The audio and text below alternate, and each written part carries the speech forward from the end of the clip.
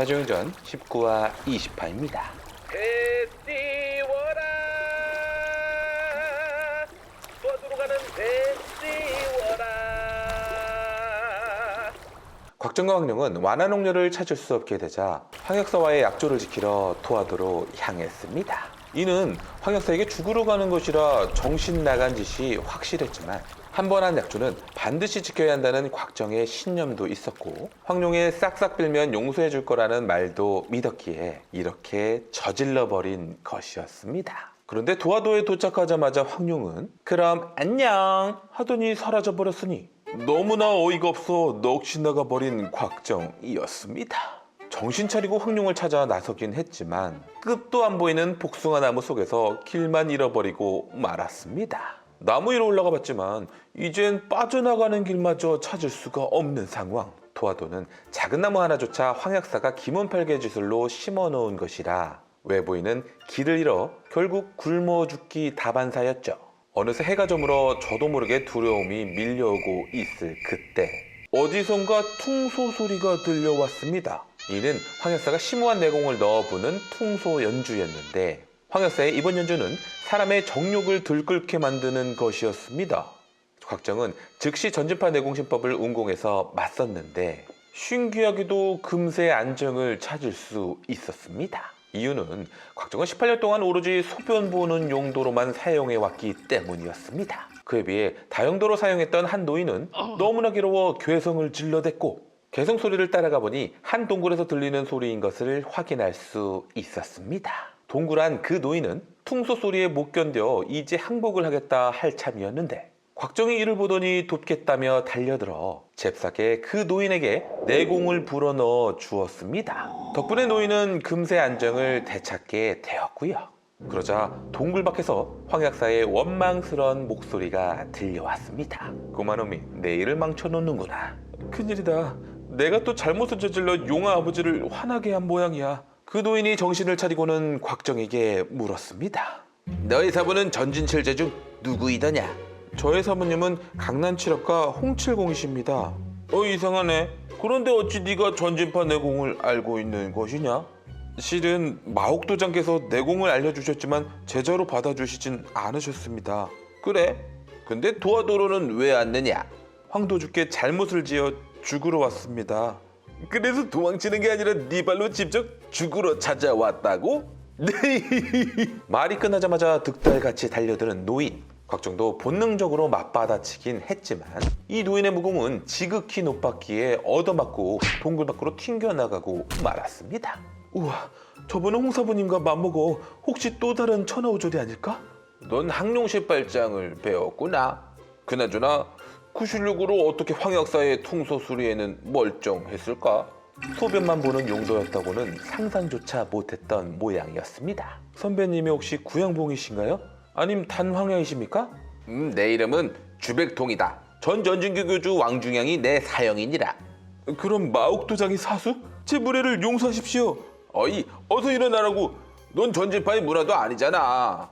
제가 어찌... 옳지. 우리 의형제가 되도록 하세.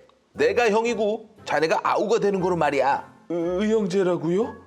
처음부터 만부당이옵니다. 어르신께서는 제 조사협벌 되시는데 자네는 내가 늙어서 쉬는 기로군 하더니 갑자기 울음을 터뜨려버린 주백통. 그만 오십시오 조사님. 아니 선배님. 아니 형님. 형님 소리에 울음을 그쳤고 그리하여 거의 반강제로 곽정과 주백통은 의형제를 맺게 되었습니다. 재밌는 건 이 와중에도 주백통은 동굴 속에만 있었는데 자신이 무려 15년 동안이나 동굴 속에만 있었던 이유를 얘기해주기 시작했습니다. 모든 게 구음진경 때문이라고요. 구음진경은 황상이라는 천재학자가 집필한 무공비서로 이를 연마하게 되면 절세 무공을 연성할 수 있다면서요. 황상이 죽은 뒤 어느 날 구음진경이 세상에 다시 나타나게 되자 이를 얻고자 했던 강호의 수많은 사람들은 시체로 변해갔고 심지어 천하오절들 역시 화산정상에서 대결을 통해 천하제일을 가려 구음진경을 갖기로 하였는데 이것이 20년 전 1차 화산농검이었다고 했습니다. 이 화산농검에서 승자는 자신의 사형인 왕중양이었고 하여 구음진경을 갖게 되었지만 왕주경은 곧 큰 병을 얻게 되어 죽게 되었고, 장례를 치르고 있을 때 구음진경을 뺏으려는 자가 쳐들어왔는데 그 자는 천하오절 중 또 다른 한 명인 구양봉이었다고 했습니다. 당시 구양봉 그놈은 사형이 죽을 때까지 기다렸다가 사형이 죽자 쳐들어와서는 무작정 공격을 해댔고, 그때도 그리고 지금도 구양봉에게는 상대가 될 수 없었기에 막아내지 못했다고 하였습니다. 구양봉이 사형의 관을 열어 구음진경을 집어들자 죽었던 사형이 번쩍 몸을 일으켜 그놈의 미간에 일량지를 격발시켜버렸다고 했습니다. 사형은 이미 천하제일인데다 대리된 시에 일량지까지 습득한 터라 구양봉은 큰 중상을 입고 말았고, 그 이후로 다시는 중원에 돌아오지 않았다는 거였습니다. 사형한테 들었는데 구양봉이 자신이 죽기만을 호시탐탐 기다리고 있다는 것을 알았다며 하여 일부러 죽은 채를 한 것이라 했지만, 실제로도 사형은 죽을 병에 걸린 상황이었기에 전집하는 그 누구도 구음진경을 배워서는 안 된다는 유언과 자신에게는 구음진경 상권과 학원을 따로따로 숨겨놓으라는 유언을 남긴 채 그렇게 원적을 해버렸다고 했습니다. 그리하여 사형의 명을 따라 즉시 채비를 하고 구음진경 학원을 저 멀리 숨기러 가던 길에 우연히 황역사 부부를 만났는데, 황역사와의 구슬치기 내기에서 지는 바람에 무공을 전혀 모르는 황역사의 아내에게만 딱 한 번 구음진경을 보여주게 되었고, 그녀는 구음진경을 쭉 살펴보더니 대뜸 이 구음진경은 가짜라고 했다고 했습니다. 나 주백통이 이래봬도 어렸을 땐 영지 소리도 듣던 사람이었고, 또 잃어버릴까 무서워 뒷간에 갈 때도 항상 가지고 다녔었는데 감히 누굴 속이려 하냐고 하자 그녀는 이 구음진경 내용은 흔하디 흔한 경서라면서 그때부터 줄줄 외기 시작했다고 했습니다. 설마 하는 마음으로 자신도 처음으로 펼쳐서 보았더니 제 얘길 그녀가 외고 있는 내용과 완전 똑같았다는 거였습니다. 이는 분명 구양봉이 잠깐 집었을 때 바코치기 한 것이라는 생각에 구음진경을 그 자리에서 빡빡 찢어버렸다고 했습니다. 허나 훗날 사실을 알게 됐는데 범인은 구양봉이 아니었다는 거였습니다. 흑봉상쇠가 구음진경 학원을 훔쳐 강호에서 날뛴다는 소리를 들었고, 그 말은 구음진경 학원이 황역사한테 있었다는 거였다며, 즉 황역사의 아내는 구음진경을 한 번 보고는 그 자리에서 몽땅 외워버렸다는 것이었습니다. 그리고는 황역사한테 외운 그대로 써줬을 거라는 얘기였죠. 정말 한 번 보고 줄줄 외는 게 가능할까요? 황역사의 딸도 가능할걸? 헌데 황역사의 아내는 곧 죽고 말았다네. 다시 과거를 말해주는 주백통. 구음진경 학원 한 것만을 필사하였는데 그걸 흑봉상쇠가 훔쳐갔으니 하여 그녀는 황역사를 위해 다시 써주려고 했지만 벌써 몇 년이나 지났으니 기억이 날 리가 없었다고 했습니다. 심지어 그때 뱃속에 황역사의 딸도 있던 터라 결국 딸을 낳다가 난산 끝에 죽고만 거였습니다. 황역사는 극도의 애통함에 빠져들었고, 마침 자신은 구음진경 학원을 훔쳐 뺏긴 일을 따지러 갔었다고 했습니다. 자신 딴에는 위로해준답시고 이런 말을 하게 되었다 했는데, 황여사, 부인이 죽은 건 안 됐지만 덕분에 무공연마에 더 집중할 수 있게 되었으니 다행일지도 모르지. 그 말에 황역사는 광분하더니 곧바로 자신을 덮쳐왔다는 거였습니다. 황역사와 무공 차이가 컸으니 된통 얻어맞고 중상을 입게 되었고, 이 동굴로 도망쳐 지금까지 갇혀 있는 거라 했습니다. 황역사는 자신이 가지고 있는 구음진경 상권을 내놓으라며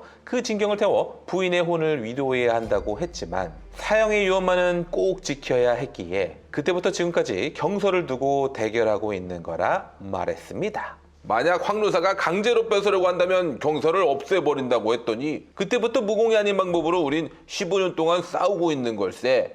물론 좀 전에 퉁소 소리는 좀 위험하긴 했지만 말이야. 그럼 앞으로도 황도주와 계속 싸우실 건가요? 당연하지. 이 싸움은 이제 누가 더 오래 사는 거에 달린걸? 곽정은 주백통의 이런 천진난만함에 점점 더 끌려만 갔습니다. 다음날 곽정과 주백통은 대련을 하였는데 주백통이 힘을 거의 빼주었는데도 도저히 상대가 되질 않았습니다. 형님, 어찌 양손에서 확연히 다른 무공을 쓸 수 있나요? 이건 내가 만든 쌍수호박이라는 무공이야. 동굴 안에서 15년 동안이나 있다 보니 대련할 사람이 없었지. 해서 왼손은 황로사, 오른손은 나 노안동이 되어 이렇게 싸움을 붙이는 거라고. 형님은 정말 영재였을지도 몰라. 대단하세요, 형님. 그런데 왜 오른손의 힘이 더 약한 거예요? 보는 눈은 이끈 그래. 이것도 내가 만든 무고일세. 바로 공명권이라고 하지. 그 순간 주백통의 머릿속엔 이런 생각이 떠올랐습니다. 곽정에게 무공을 가르쳐 강하게 만들어준 뒤 자신과 대련하게 되면 이보다 즐거울 일이 없을 거라고 말이죠. 그리하여 주백통은 곽정을 잠도 재우지 않고 공명권을 가르쳤고 곽정도 역시 열심히 연마하였더니 곽정의 무공은 어느새 150인력에서 200인력으로 상승돼 버리고 말았습니다. 이제 공명권도 다 배웠으니 쌍수호박을 가르쳐주지. 따라해보게. 왼손은 네모를 그리고 오른손은 원을 이렇게 그리는 것이야. 이렇게 말인가요? 처음 치고 생각보다 잘 그리는 모습에 자네 혹시 평소에 똑똑하다는 소리를 좀 들었는가?